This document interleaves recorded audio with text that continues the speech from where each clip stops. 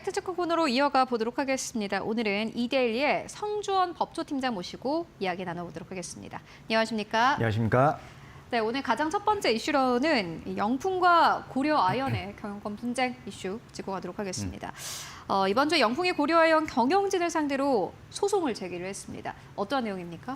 네, 영풍과 MBK파트너스가 최윤범 회장, 노진수 부회장, 박기덕 사장 등 고려아연 경영진 3명을 4,005억 원 규모의 주주 대표 소송을 서울중앙지방법원에 제기했습니다.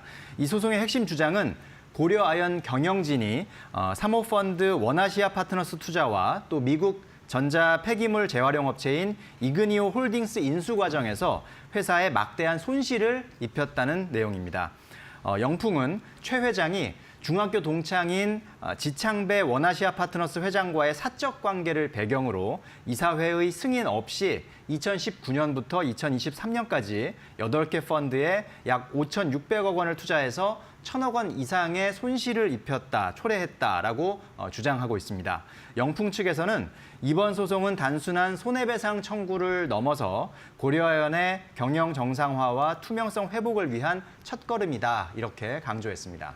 네, 그렇다면 영풍 측이 제기한 주장들도 궁금합니다. 네, 영풍은 이 최윤범 회장 등 고려아연 경영진이 2022년 미국의 신생 전자 폐기물 재활용 업체인 이그니오 홀딩스를 약 5,800억 원에 인수한 것, 이 부분에서 이제 크게 문제를 삼고 있는데요. 영풍 측에서는 이그니오 홀딩스가 2021년 2월에 설립된 신생 회사에 불과하고 또 당시에 완전 자본 잠식 상태였음에도 경영진이 이를 알면서도 매출액 28억 원의 무려 203배에 달하는, 그러니까 200배가 넘는 그런 금액을 주고 5,800억이니까 초고가로 인수해서 선관주의 의무를 위반했다라고 주장하고 있습니다. 또한 인수 이후에도 이그니오 홀딩스는 매년 수백억 원의 적자를 기록하고 있는 상황인데요. 고려아연의 인수자금 대부분이 회사의 손실로 귀결됐다, 이렇게 비판하고 있습니다. 이러한 영풍 측의 주장은 고려아연 경영진이 회사의 이익보다는 개인적인 이해관계나 혹은 또 무리한 투자 결정으로 회사에 손해를 입혔다, 이 부분을 강조하고 있습니다. 영풍 측은 회사에 피해를 입혔다라고 주장을 하고 있고, 그렇다면 고려아연 측의 주장도 궁금합니다. 네, 고려아연에서는 영풍의 이 같은 주장에 대해서 지속적으로 고려아연 측에서는 구체적이고 합당한 설명을 해왔었고, 그런데도 불구하고 MBK와 영풍은 계속해서 똑같은 이야기를 반복하고 있다, 재탕3탕하고 있다, 이렇게 강하게 반박을 했습니다. 원아시아 파트너스 투자에 대해서는 여유 자금을 활용해서 투자 수익을 제고하려는 합리적인 경영 판단이었다라고 해명을 했는데요. 투자 의사 결정 과정에서 관련 법령이나 내규에 의해서 필요한 절차를 모두 거쳤고 이 사안은 이사회 결의 사안은 아니었다라고 해명을 했습니다.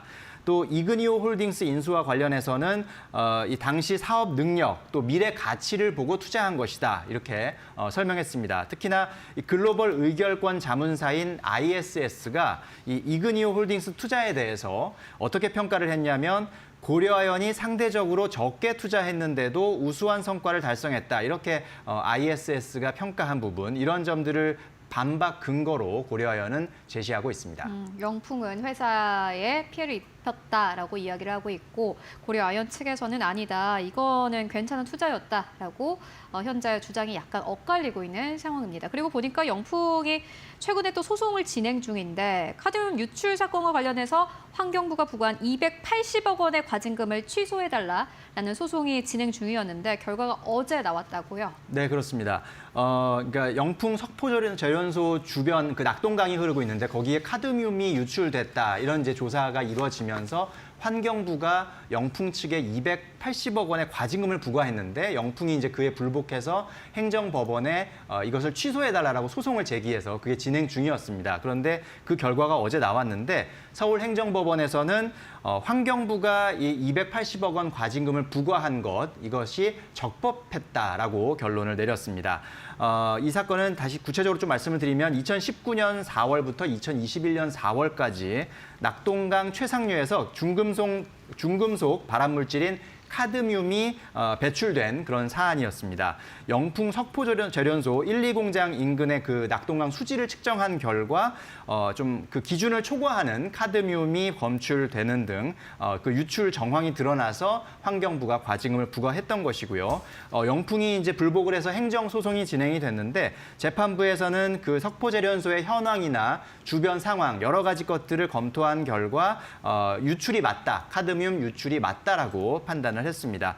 주의할 점은 이 카드뮴 유출 관련해서 형사재판도 있었는데 형사재판에서는 영풍 측의 임원들이 사실은 무죄를 선고받았습니다. 그럼에도 불구하고 서울행정법원은 행정처분은 유효하다. 그러니까 형사재판, 형사적으로는 무죄지만 행정재판에서는 이것이 행정처분은 유효하다라고 판단한 것입니다. 그러니까 형사처벌과 달리 이런 행정법규 위반에 대한 제재는 위반자의 고의나 과실이 없더라도 부과될 수 있다라는 것이 바로 행정법원의 설명이었습니다. 이번 판결은 2019년에 개정된 환경범죄 단속법에 따라서 그 매출액을 기준으로 과징금을 부과한 첫 사례였는데요. 환경범죄에 대한 기업의 책임을 강화하는 좀 의미 있는 판결로 평가되고 있습니다. 네, 고려아연과 영풍 관련 이슈 짚고 왔고요. 이어서 두 번째 이슈로 옮겨가 보도록 하겠습니다. 이번에도 많은 분들이 또 관심을 가지고 계실 만한 이슈일 것 같은데 금융정보분석원이 이번 주에 업비트 운영사인 두나무에 제재를 내렸는데요. 어떤 내용의 제재를 내렸는지 그리고 그 이유를 들어보도록 하겠습니다. 네, 금융정보분석원 FIU가 업비트 운영사인 두나무에 영업 일부 정지 3개월이라는 제재를 내렸습니다. 구체적으로는 올해 3월 7일부터 6월 6일까지 신규 고객의 가상자산 이전을 금지하는 그런 조치입니다. 이와 함께 이서구 두나무 대표에게는 문책 경고를, 또 준법감시인과 보고 책임자에게는 면직, 팀장급 직원들에게는 견책과 주의 등 신분 제재도 통보했습니다. 이 제재의 주된 이유는 두나무가 특정 금융정보법을 위반했기 때문인데요. 2022년 8월부터 한 1년 동안 미신고 가상자산 사업자 19개사와 총 4만 5천여 건의 가상자산 이전 거래를 했다는 것입니다. 또한 신원정보 확인이 불가능하거나 신분증 사본만 제출한 고객에게도 서비스를 제공하는 등 이런 고객 확인 의무를 위반한 부분, 또 수사기관의 영장 청구와 관련한 의심 거래를 FIU에 보고하지 않은 점, 이런 점들을 제재 사유로 지적했습니다. 네, 그렇다면 업비트 대표에 대한 문책 경고는 어떤 의미가 있고 또 실질적인 영향은 어떻게 되는지 궁금합니다. 네, 이 문책 경고는 가상자산 거래소 대표가 금융당국으로부터 받은 첫 중징계라는 점에서 상당히 상징적인 의미가 있다고 볼 수가 있는데요. 일반 금융사 임원이 이런 문책 경고를 받는다면 해당 임원은 3년 동안 금융사 임원 취업이 제한되고 연임도 불가능합니다. 다만 두나무 같은 경우는 법적으로 금융회사로 분류되지는 않기 때문에 이서구 대표가 자리를 유지하는 데는 문제가 없는 상황이고요. 이 특정금융정보법은 가상자산 사업자 임원이 형사처벌을 받을 경우에만 5년간 동종업계 취업을 제한하고 있기 때문에 이번 제재는 이제 형사처벌은 아니기 때문에 일단 여기에는 해당되지 않는 그런 상황입니다. 다만 시장 전문가들은 이번 문책 경고가 두나무의 사업 확장에는 좀 걸림돌이 될 수 있다라는 분석도 내놓고 있는데요. 특히 두나무 같은 경우는 최근에 한국경제인협회에 가입하는 등 좀 전통 기업들, 전통적인 그런 업계와 좀 협업을 확대하려는 그런 움직임을 보이고 있는 상황이었는데 이런 상황에서 기업 이미지나 신뢰도에 좀 부정적인 영향을 미칠 수 있다라는 우려가 나오고 있습니다. 그리고 국세청이 업비트에 대해서 세무조사도 진행을 했는데 대주주와 관련된 논란이 있다고요? 네, 서울지방국세청이 최근에 업비트 운영사 두나무에 대한 특별 세무조사의 일환으로 압수수색을 단행했습니다. 조사의 초점은 두나무 해외법인과의 자금 흐름으로 업비트가 코인 상장 수수료를 가상자산으로 받은 뒤 해외에서 현금화했는지, 또 이 과정에서 송치영 회장과 김형년 부회장이 개입했는지 이 부분을 좀 집중적으로 들여다보고 있습니다. 또한 배당소득세 회피 논란도 있는데요. 두나무는 지난해 임시주주총회를 열고 자본준비금 3천억 원을 잉여금으로 전환을 했는데 이는 대주주의 세금 부담을 줄이기 위한 목적이 아니냐, 이런 또 의혹도 제기되고 있는 상황입니다. 두나무의 최대 주주인 송치영 회장과 김형년 부회장은 각각 25%, 또 13%의 지분을 보유하고 있는데 이 조치로 인해서 2024년 두 사람의 배당금이 1,200억 원 수준으로 증가할 수 있다라는 분석이 나오고 있는 상황입니다. 그리고 어피트뿐만이 아니라 국내 다른 가상 자산의 거래소들에 대해서도 조사가 진행 중이라고요. 네, 빗썸의 경우에는 비상금 고문인 김대식 전 대표가 회사로부터 서초구 소재 고가 아파트 전세 자금으로 수억 원을 대여 형식으로 지원받은 사실이 또 금감원 검사에서 발견이 됐습니다.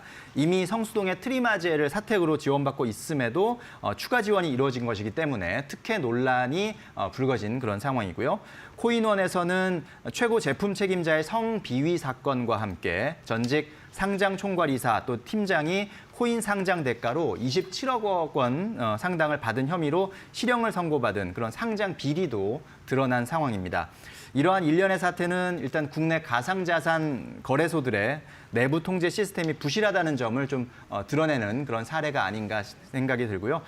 이에 따라서 금융당국의 규제 강화 필요성이 좀 필요하다는 그런 의견들이 나오고 있습니다. 네, 가상자산 거래소와 관련된 이슈까지 짚고 왔습니다. 지금까지 이데일리의 성종 법조팀장과 함께 이야기 나눠봤습니다. 말씀 고맙습니다. 고맙습니다.